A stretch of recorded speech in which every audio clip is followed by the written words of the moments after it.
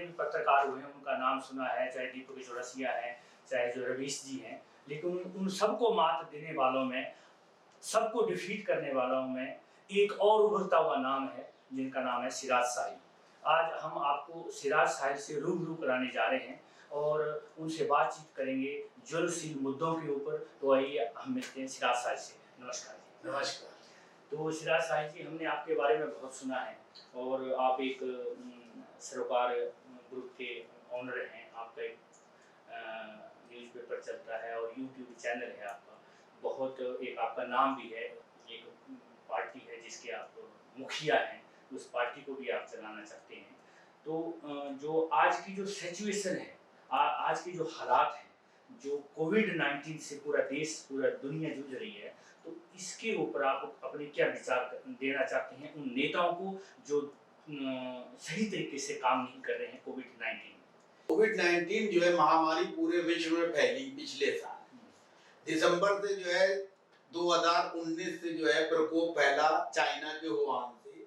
उसके बाद 2020 पूरा साल जो है पूरा विश्व इस गंभीर और महामारी से निपटने में लगा रहा। कुछ हद तक पिछले साल जो है इस बीमारी पे पूरे विश्व ने नियंत्रण कर लिया और दवाई की खोज में सब लोग लग गए। हमारा देश भारत जो है उसमें अग्रणी भूमिका निभाते हुए भारत ने भी जो है इसकी वैक्सीन निकाल ली। लेकिन हमारे देश के जो नेता है, नियम कानून बनाने वाले हैं, प्रशासक हैं, मंत्री हैं, प्रधानमंत्री हैं, उन लोगों ने अपने देशवासियों को दोनों डोज जो है देने के बजाय कुछ देशों को भी सपोर्ट करने के लिए उन दवाइयों को जो है भेजना शुरू कर दिया।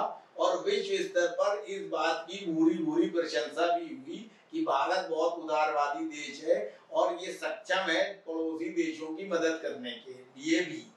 ये बात अच्छी है। लेकिन जिस तरीके से यहाँ कोरोना के जो है गंभीर मामले इस दूसरी लहर में आए हैं, पिछली बार तो 500 मरीज ही आए थे तो पूरे देश को लॉकडाउन कर दिया था प्रधानमंत्री जी ने। इस बार जो है 2.5-3 लाख मरीज पर डे की संख्या के हिसाब से आ रहे हैं और अभी तक जो है पूरी तरह से लॉकडाउन की स्थिति नहीं आई है। वो आर्थिक पहलू है, लेकिन आर्थिक पहलू से बड़ा पहलू मानवीय पहलू होता है और लोगों की जान माल की रक्षा करना होता है। सरकार को उद्योगपतियों ने और बहुत से अच्छे भामाशाह की प्रवृत्ति रखने वाले नागरिकों ने बहुत पैसा और दान दिया।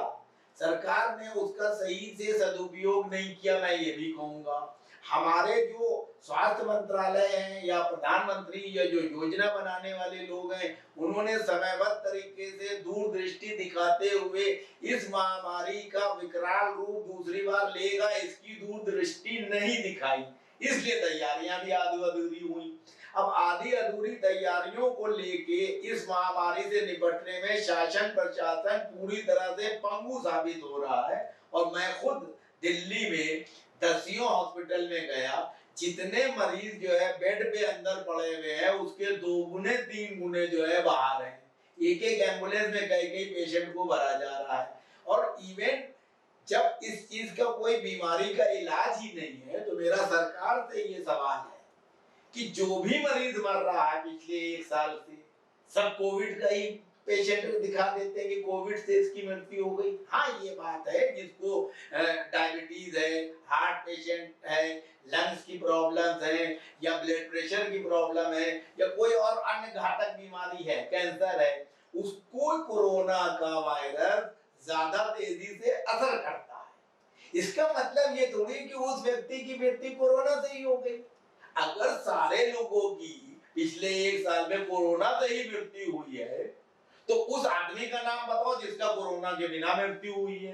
तो सरकार को इस तरह की भ्रामक चीजें नहीं पैदा करना चाहिए। एक दूसरी चीज, नागरिकों को यथास्थिति से अवगत कराना भी कर्तव्य है सरकार का।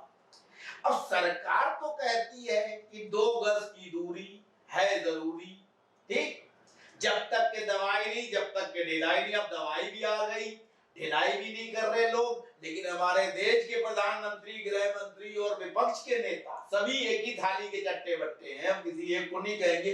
बंगाल, केरल, असम, पांडिचेरी और तमिलनाडु, 5 राज्यों के चुनाव हुए धड़ल्ले से, लाखों लोग इकट्ठा हुए, कोई मास्क नहीं लगा रहा है, कोई सैनिटाइज नहीं कर रहा है, कोई 2 गज की दूरी नहीं, सब उल्लंघन हो रहे हैं। इवन अभी जवानों को शहीद किया उग्रवादियों ने, तो अपने गृह मंत्री बिना मास्क लगाए अस्पताल में जो टहल रहे हैं, चहलकदमी कर रहे हैं। तो अगर आप दूसरे नागरिकों को कोई शिक्षा देते हो और उस रास्ते पे खुद नहीं चलते हो, तो आप हंसी के पात्र बनते हो। बिल्कुल सही बात। और लोग जो है आपको मानेंगे नहीं, सीरियसली गंभीरता से नहीं लेंगे। अगर आप कहते हो कि हमें बाईं तरफ सड़क पे चलना है और खुद तो चल रहे हो दाईं तरफ, और जनता से कह रहे हो बाईं तरफ चलो, जनता मानेगी? पहले उस रास्ते पे खुद चलो। तो हमारे जो प्रधानमंत्री हैं या हमारे गृह मंत्री हैं या हमारे विपक्ष के नेता हैं, अब जैसे यूपी में ले लीजिए, पंचायत चुनाव हो रहे हैं, अरे लोगों की जान की रक्षा करना जरूरी है कि पहले ग्राम प्रधान चुनना जरूरी है, इसी तरह पहले विधायक और सरकारें चुनना जरूरी है कि पहले देश को बचाना। जिस तरीके से देश में अफरा तफरी का माहौल है, वैसे में तो 5 राज्यों के चुनाव भी नहीं होना चाहिए। बिल्कुल, चुनाव 6 महीने के बाद कर लेते। जब एक राज्य को जीतने के लिए भारतीय जनता पार्टी की पूरी केंद्रीय कैबिनेट पश्चिम बंगाल में 2 महीने से पड़ी है। लेकिन इसमें एक क्वेश्चन उठता है कि जो ममता जी को जो एक्सीडेंट हुआ उसके पीछे आप किसकी साजिश मानते हैं? भाई देखिए, ममता जी का एक्सीडेंट हुआ, वो एक्सीडेंट के पीछे राजनेता इतने गंदे हैं, इसमें तो बीजेपी ये कह रही है कि ममता ने खुद अपने आप कर लिया। लेकिन दूसरा सवाल ये उठता है कि कोई आदमी ऐसी घातक तरीके से अपने ऊपर हमला कराएगा कि जान की भी जिसमें बाजी लग जाए, तो ये भी एक सोचने की बात है। लेकिन राजनीति ये देश की है, ये कुछ भी कहा जा सकता है। लेकिन ना हम भारतीय जनता पार्टी की बात मान रहे हैं कि ममता ने खुद कराया, और ना ही मैं ममता की बात मान रहा हूँ कि भारतीय जनता पार्टी ने उनको मारने का प्रयास किया।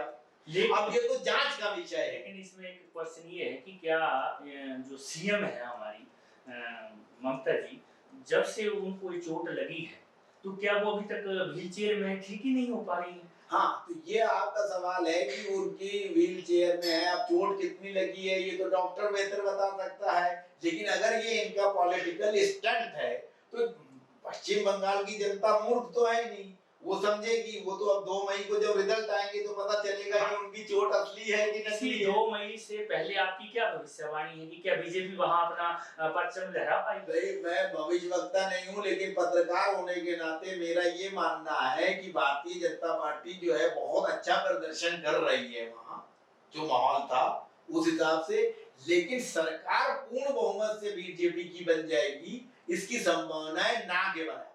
लेकिन बंगाल की जनता जो है उसको आप ज्योति बसु के टाइम से जानते हैं, जो जिनके पास एक रिकॉर्ड है कि सबसे ज्यादा सीएम रहने का, और उसके बावजूद अभी जो ममता जी हैं उनका भी वहाँ काफी प्रभाव है। तो क्या लगता है आपको कि कई दिनों से बीजेपी वहाँ नहीं अपना परचम लहरा पाई, क्या इस बार उम्मीद है? नहीं, बीजेपी जो है अभी जिसकी 3 एमएलए हों सिर्फ, और वो अगर जो है सरकार बनाने की बात करें तो पहली बार में तो आदमी सोचेगा मजाक कर रहे हैं।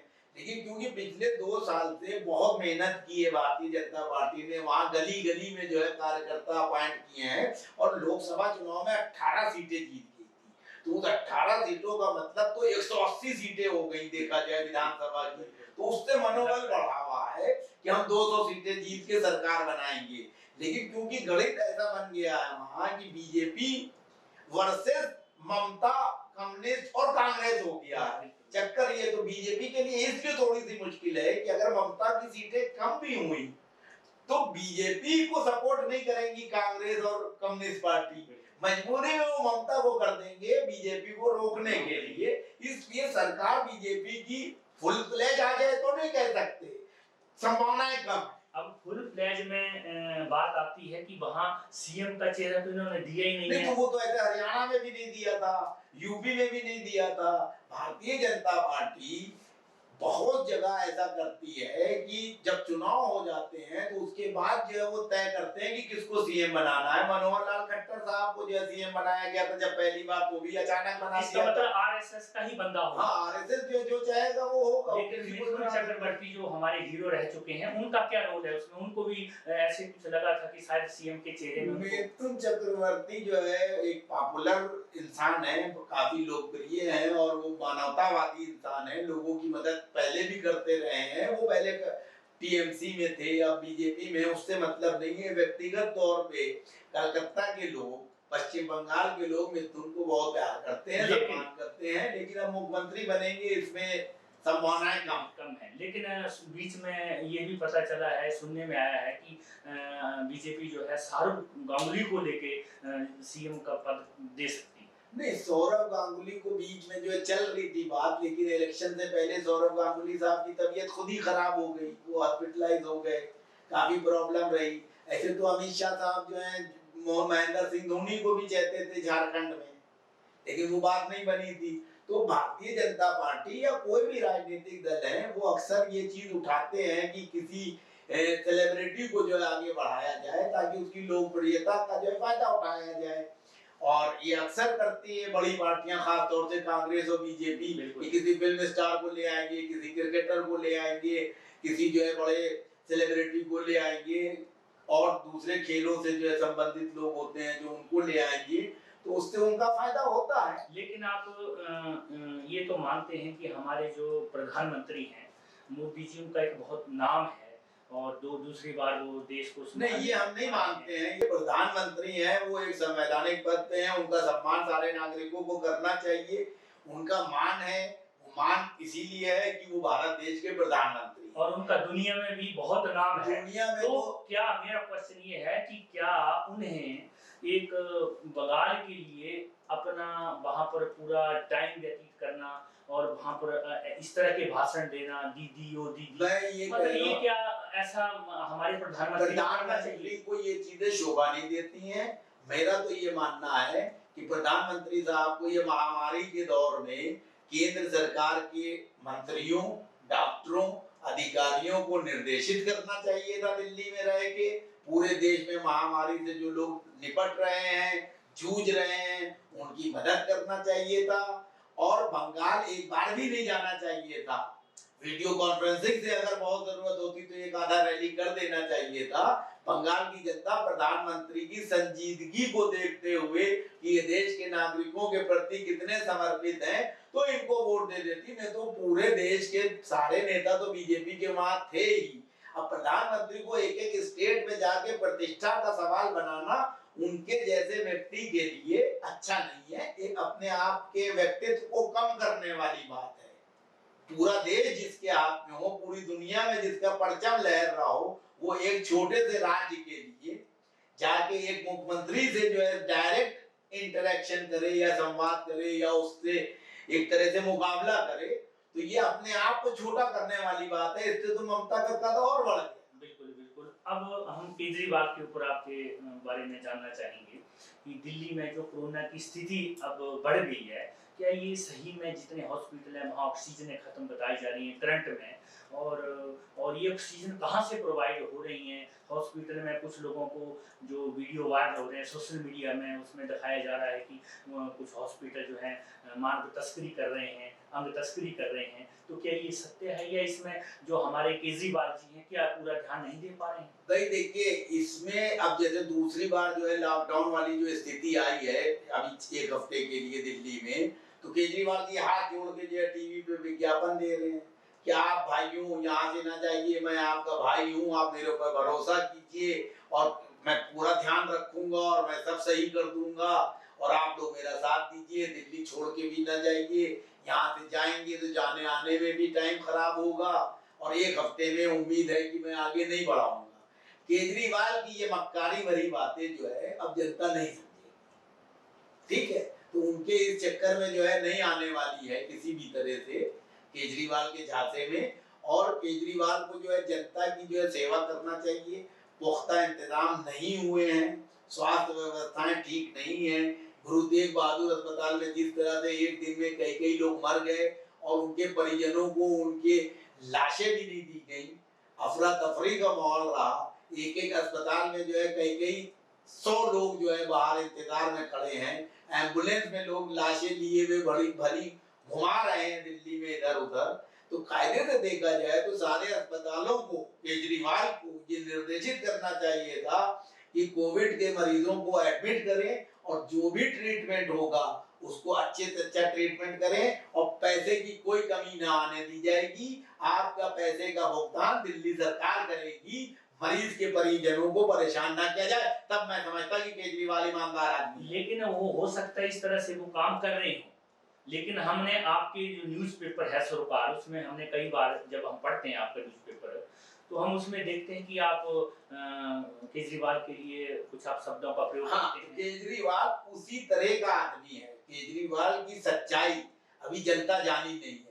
हमारे देश की जनता उतनी जागरूक नहीं है। कौन सी जनता की बात कर रहे हैं आप? ये गांव वाली जनता हाँ, नहीं है, ये गाँव- दिल्ली वाली हाँ, जनता है जिसमें सब जागरूक लोग हैं। आप क्या कहते हैं कि जो यहाँ हिंदुस्तान में सबसे बड़ी तो प्रॉब्लम यही है कि यहाँ पढ़े लिखे जाहिल हैं। अगर सही बात किसी आदमी से अगर आप कहो, पढ़े लिखों को जाहिल हाँ, क्यों कह रहे हैं कि हाँ, 3 बार केजरीवाल को जिताया उन्होंने, तो उनके अंदर को हुनर होगा, उनके अंदर नहीं, काबिलियत होगी, इसलिए वो 3 मैं बार। आपको बता रहा, 3 बार जिता देने का मतलब ये नहीं होता कि वो आदमी सही होता है। कई बार ऐसा होता है कि जो 2 लोग मुकाबले में हैं वो उससे नाकाबिल होंगे, इसलिए जीत जाता है। जिस तरीके से प्रधानमंत्री नरेंद्र मोदी दूसरी बार जो है देश के प्रधानमंत्री बने हैं और 303 सीटें बीजेपी जीती है, तो अगर भारतीय जनता पार्टी वाले ये कहें कि प्रधानमंत्री नरेंद्र मोदी से अच्छा प्रधानमंत्री कोई नहीं है, तो इसका जवाब हम इस तरह से कहेंगे कि नरेंद्र मोदी साहब इसलिए जो है प्रधानमंत्री हैं कि उनके सामने कोई नहीं खड़ा हो। केजरीवाल की असलियत जिस दिन जनता के सामने खुलेगी, ठीक है, उस दिन जनता जो है यूं करके माथा पीटेगी अपना कि हमने किस आदमी पे भरोसा किया, क्योंकि जनता समझ नहीं पा रही है कि केजरीवाल क्या क्या घोटाले कर रहा। मैं ये समझता हूँ, मैं बीच में रोकना चाहूंगा आपको, जिस तरह से आप ये भाषा का दुरुपयोग करते हैं, इतने गणमान्य व्यक्ति हैं वो, ये कस रहे हैं, लेकिन अब अगर आप जवाहरलाल नेहरू से देखें तो वो भी कितने बार देश के प्रधानमंत्री रहे, इंदिरा गांधी कितने बार रही, दिल्ली की मुख्यमंत्री शीला दीक्षित कितने बार रही, तो क्या जब बीजेपी 70 साल का हिसाब मांगती है तो क्या लोग ऐसे ही माथा फोड़ेंगे? क्या वो तब भी सब उस टाइम बेवकूफ थे? अब तो आप केजरीवाल को आप मेरी बात का जवाब सुनिए। कोई बादशाह अगर 20 साल जो है देश में शासन किया उसने, जैसे अकबर को ले लीजिए, अब हम आपकी बात का जवाब यूं दे रहे हैं, अकबर ने जो काम नहीं किए उससे अच्छे काम शेरशाह सूरी ने कर दिए। तो क्या आप कहोगे इसमें कि अकबर को जो है चुना था जनता ने, जो सही चुना था? हम तो कहेंगे कि अकबर से अच्छा तो शेरशाह सूरी था, जिसने डाक व्यवस्था शुरू की, जिसने सड़क व्यवस्था शुरू की, जिसने परिवहन व्यवस्था शुरू की, जिसने सारा नेटवर्किंग की, उसका विजन देखिए आप। इसी तरह से अगर नेहरू ने मान लीजिए कुछ नहीं किया, तो अगर मनमोहन सिंह ने कुछ किया है तो उसको मानो। मोदी जी ने जो आप बात कह रहे हो उसका जब मोदी जी ने जो चीजें की, मोदी जी की सिर्फ एक क्वालिटी है जो पूरी दुनिया में मशहूर है, उसका मैं भी कायल हूं कि वो जो कह देते हैं वो करते जरूर हैं। चाहे उससे जो देश का अनर्थ हो जाए, जनता मर जाए, संविधान बर्बाद हो जाए, वो करेंगे जरूर। ये एक गुण बहुत बड़ा है उनमें, वो किसी में नहीं है, लेकिन वो गुण अगर देश को बर्बाद कर रहा है तो वो गुण घातक है। जैसे नोटबंदी उन्होंने ठान ली, कर दी रातों रात, जीएसटी लागू कर दिया, कर दिया, उन्होंने मंदिर का निर्माण करना था, कर दिया, चाहे चीफ जस्टिस ऑफ इंडिया को राज्यसभा भेजना पड़ा रिश्वत के तौर पे, उन्होंने इलेक्शन में जो है अपनी मनमर्जी चलाना चाहिए, चला रहे हैं आप, नहीं है वो योग्यता के आधार पर वहां गए हैं, आप क्या कहना चाह रहे हैं इसमें? योग्यता के आधार मोदी जी को ऐसा नहीं करना चाहिए। बिल्कुल एकदम। अभी चुनाव आयोग जो थे सुनील अरोड़ा साहब, अभी पूरा टर्म उनका जैसे ही खत्म हुआ उनको गोवा का राज्यपाल बना दिया गया। वहाँ किसी और को राज्यपाल बनाना था, नहीं तो उनको बना दिया, इसमें बुराई क्या है? काबिलियत इंसान है। इसलिए बुराई है कि जब कोई आदमी संवैधानिक पद पर कार्यरत है और कार्यरत रहते रहते जो है उसने कुछ ऐसे निर्णय लिए हैं जिससे क्वेश्चन मार्क लगा है, और उसके तुरंत बाद उसको अगर कोई बड़ा पद मिलता है तो संदेह की पुष्टि होती है मान्यवर। ये है, कोई और को आप बिठाते, योग्य लोगों की कमी नहीं है। बहुत से रिटायर्ड जज हैं, बहुत से रिटायर्ड चुनाव आयोग हैं, बहुत से रिटायर्ड आईएएस ऑफिसर हैं, बहुत से समाज सेवक हैं, किसी को बना देते। आप जरूरी है क्या उस आदमी को ही बनाना जिसके ऊपर क्वेश्चन मार्क है? मेरा सवाल, आपके सवाल का जवाब ये है। अब रही बात है केजरीवाल पे, फिर से आ जाइए। केजरीवाल योग्य हैं इसलिए मुख्यमंत्री हैं, ये बात आपकी सही नहीं है। कहिए क्यों? इलेक्शन सिस्टम जो है वोटों से होता है, ठीक? वो केजरीवाल योग्य हो या मोदी जी योग्य हो, योग्य वो आदमी हो उसको हम मानेंगे अगर बाइडेन और ट्रम्प की तरह से चुनाव दिल्ली में हो, इंडिया में हो, भारत में हो। ये क्वेश्चन आपने हाँ, जो उठाया ये है, हाँ, मैं भी इससे हाँ, सहमत हाँ, हूं। या ये इंडिया में लागू होना हो चाहिए। सकता, होना चाहिए। अगर वो चीज हो और केजरीवाल को जितना मौका दिया गया है जनता से बात करने का, उतना मौका एक दूसरे व्यक्ति को भी दिया जाए। जितना मौका संवाद स्थापित करने का प्रधानमंत्री नरेंद्र मोदी को मिला, उतना ही मौका मान लीजिए दूसरे किसी व्यक्ति को मिले। राहुल की बात नहीं करें, किसी दूसरे को, नए व्यक्ति को।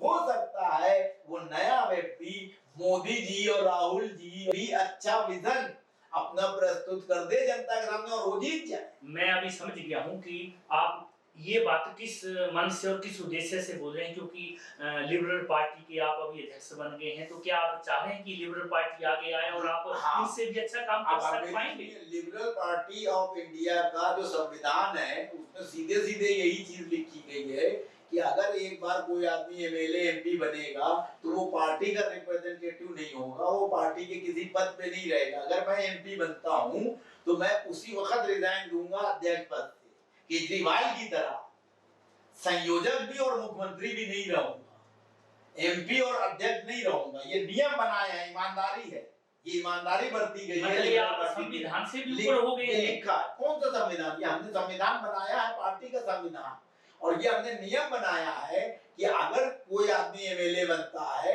तो वो एमएलए पार्टी का नहीं होगा, वो उस कॉन्स्टिट्यूएंसी का एमएलए होगा, जनता के प्रति जवाबदेह होगा।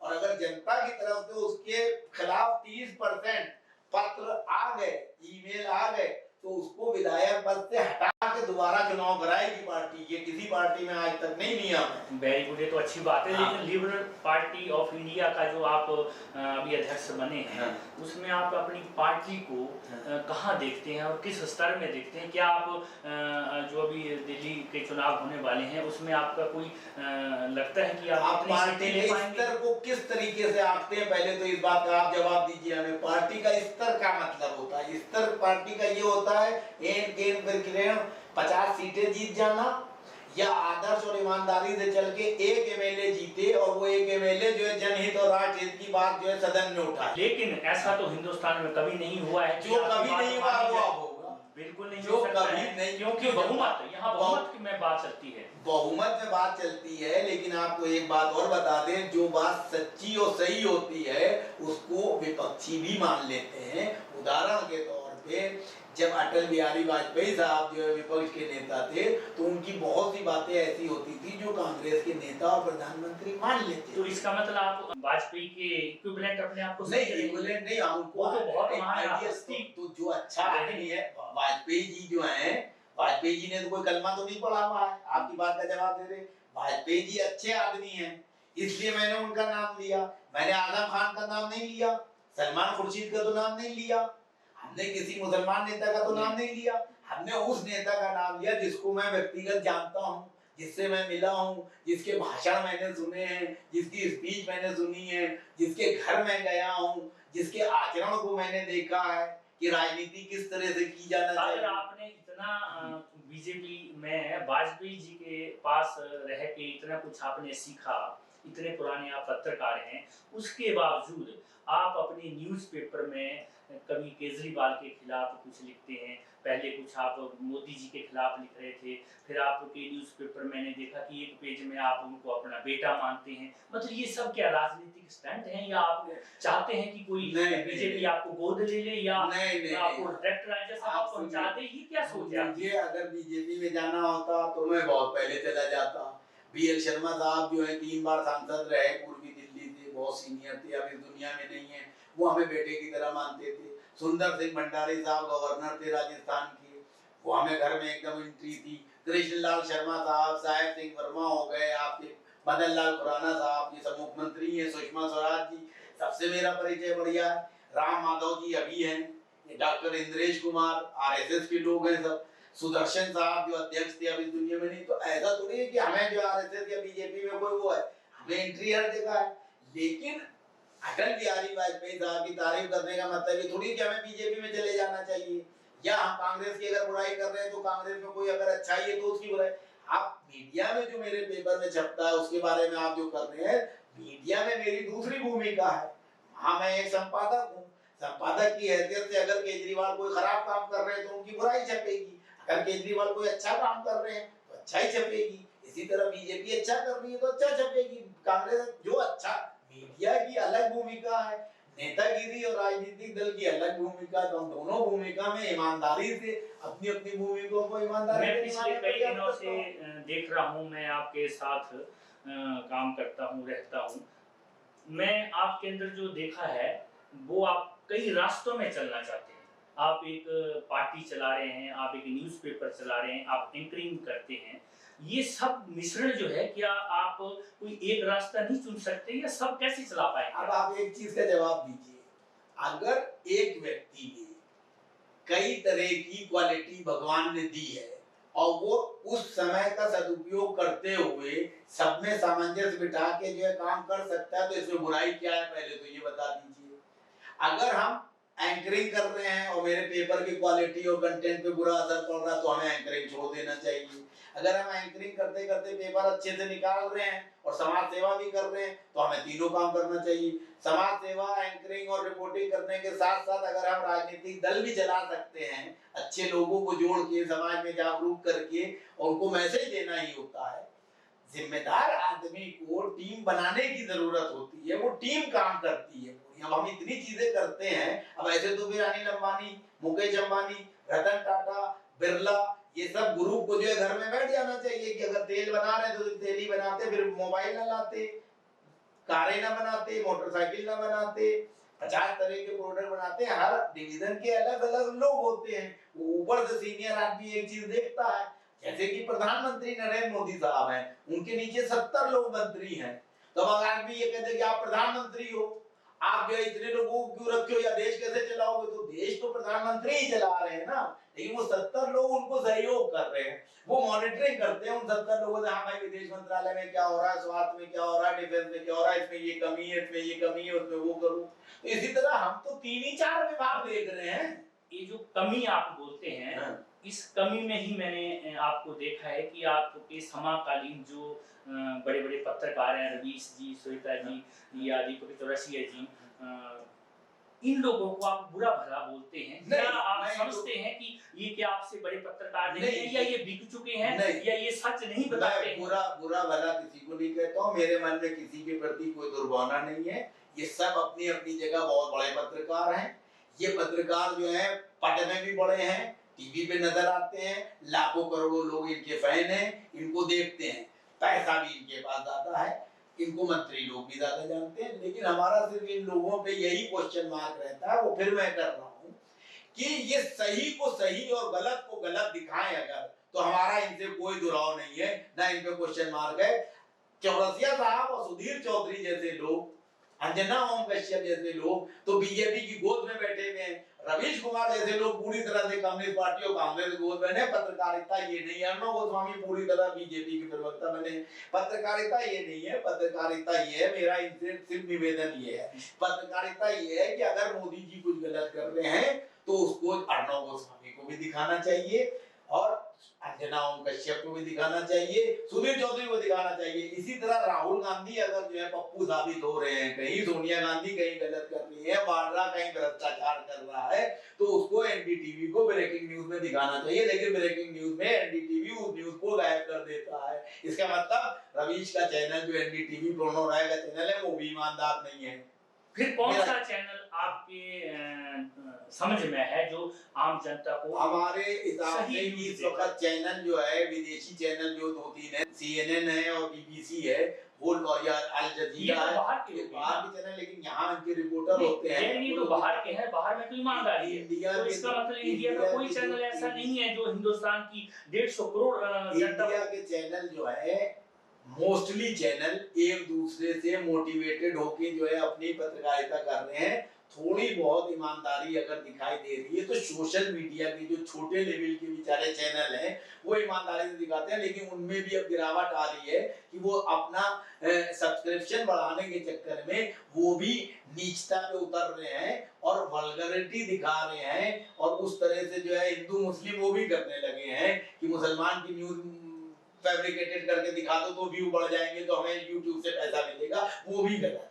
तो इन चीजों पे सरकार को नियंत्रण रखना चाहिए। हम लास्ट क्वेश्चन आपसे एक पूछना चाहते हैं कि जब से 2014 से मोदी जी सत्ता में आए हैं, तब से लेके अब आज तक जो जितनी भी आतंकवादी घटनाएं हुई हैं, और अभी रिसेंटली छत्तीसगढ़ में हुई है, पुलवामा का कांड हुआ है, इस पे आप क्या चाहते हैं, क्यों ऐसा हो रहा है और क्या होना चाहिए? भाई देखिए, आतंकवादी घटनाएं जो होती हैं वो अब लोग बकवास करते हैं कि मोदी जी ने चुनाव जीतने के लिए पुलवामा में इतने मरवा दिए। इसका कोई तथ्य है? कोई अगर तथ्य है तो विपक्ष वाले थे। देखिए, तथ्यहीन बात कहना ठीक नहीं होता है, किसी भी जिम्मेदार नागरिक अपोजिशन में हो तो कुछ भी बकोगे।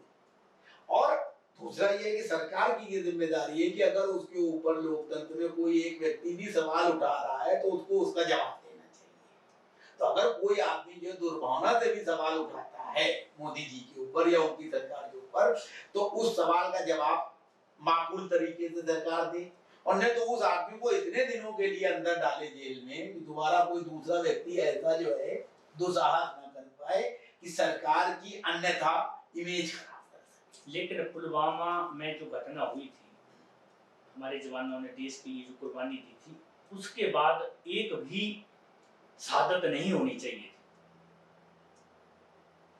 ये ऐसा क्यों है कि अब तक भी वो नहीं रुक रहा है आतंकवादियों द्वारा हमारे जवानों को मारना? ऐसा इसलिए है कि सिर्फ आपके ही जवान नहीं मारे जाते हैं या भारत देश के ही जवान नहीं मारे जाते हैं। बॉर्डर एरिया में जिन जिन देशों की बॉर्डर सीमाएं जो है एक दूसरे देश से जो है लगी होती हैं, ये सिस्टम छत्तीसगढ़ के मामले की बात आप देखें तो कोई बाउंड्री नहीं है। मैं वहाँ तो उसका अलग जवाब है। आपने उधर सवाल पूछा, ये सवाल अलग है। तो जहाँ जहाँ जो है बॉर्डर एरिया होता है, जैसे चाइना का बॉर्डर है, पाकिस्तान का बॉर्डर है, श्रीलंका का बॉर्डर है, बांग्लादेश का बॉर्डर, तो ऐसा सिस्टम होता है कि हमारी सेनाएं भी होती हैं, उनकी सेनाएं भी होती हैं। तो ये एक शुरू से सिस्टम चला आ रहा है। हालांकि शांति हो, ये बहुत अच्छी बात है, लेकिन कभी हमारे 4 आदमी मारे जाते हैं, कभी हम उनके 8 मारते हैं। ये क्या मतलब, कैसी लैंग्वेज प्रयोग कर रहे हैं? सिस्टम चला रहे हैं, क्या मतलब? विरासत में मिला है सिस्टम हमें, ये रुकना चाहिए, नहीं होना चाहिए। इसके रुकने जब 1962 में नेहरू जी ने जब प्रधानमंत्री थे, तब ये चाइना के साथ जो हमारा युद्ध हुआ, उसके बाद 72 का कारगिल, इस तरह से नहीं होना चाहिए था। तो ये जो है हमारे क्यों नहीं रुका, जो अब तक नहीं रुक रहा है? ये तभी रुक सकता है जब जो दोनों देशों के या जो पड़ोसी देश के आपस के जो शासक लोग हैं, वो लोग बुद्धिमत्ता का इस्तेमाल करते हुए कोई ऐसा बीच का रास्ता निकाले। आप सही कह रहे हो, जिससे जो है एक भी गोली ना इधर से चले ना उधर से चले और सीमा पे एकदम शांति रहे अपने अपने एरिया में। इसका तो ये जवाब हो गया। दूसरा, आप ये कह रहे हो कि छत्तीसगढ़ में जो हुआ वो तो माओवादी है, समझिए। तो नक्सलवादी लोग जो हैं, उनकी जो जमीनें जो है सरकार की उसमें कमी है, जो हड़प ली जाती है, उनकी महिलाओं के साथ जो है फोर्सेस के लोग जो बदतमीजी करते हैं, और उनको विदेशी लोगों का भी समर्थन है। जाहिर सी बात है, जो विदेशी ताकतें हैं वो अस्थिरता चाहती हैं भारत में। तो सरकार को जो है इसमें भी बीच का रास्ता निकाल के उन लोगों की जायज मांगों को मानना चाहिए और उनको हथियार छोड़ के मुख्य धारा में आए। उनको पैरा मिलिट्री फोर्सेस में, जो वो लड़ाका है, हिम्मती हैं, तो उनको पैरा मिलिट्री फोर्सेस में जो है भर्ती किया जाए। उनको जो है क्या कहते हैं, पुनर्वास किया जाए, उनके रहने की व्यवस्था की जाए, और उनको जो बड़े बड़े अडानी अंबानी और उद्योगपतियों को जमीनें उनकी दी जा रही हैं, उन जमीनों में उनके परिवार के लोगों को नौकरी दी जाए, ताकि उनका एक जीवन यापन भी जो है आगे चले और वो शांति से जो है रोजगार परक जीवन जी सके और मुख्य धारा में आए। अगर आप किसी की जो है मतलब रोजी रोटी छीनोगे, बहू बेटी पे जो है हाथ डालोगे, तो इस तरह की चीजें होंगी। ये सरकार को समझना चाहिए। बहुत बहुत धन्यवाद। हमारे साथ आज सिराज साहिल, जो विवाद पत्रकार हैं और बहुत ही निर्भीक तरीके से बोलते हैं, हर चीज का जवाब इनके पास एट ए टाइम रहता है। इनसे मुलाकात करके आपको कैसा लगा, में आप हमें लिखें, और अगली बार हम आपसे एक नई शख्सियत के साथ मिलेंगे। नमस्कार दोस्तों, सरोकार मीडिया यूट्यूब चैनल को मजबूती देने के लिए हमारे चैनल को सब्सक्राइब करें और बेल आइकन को दबाएं, ताकि लेटेस्ट वीडियो आप तक सीधे पहुंच सकें। धन्यवाद।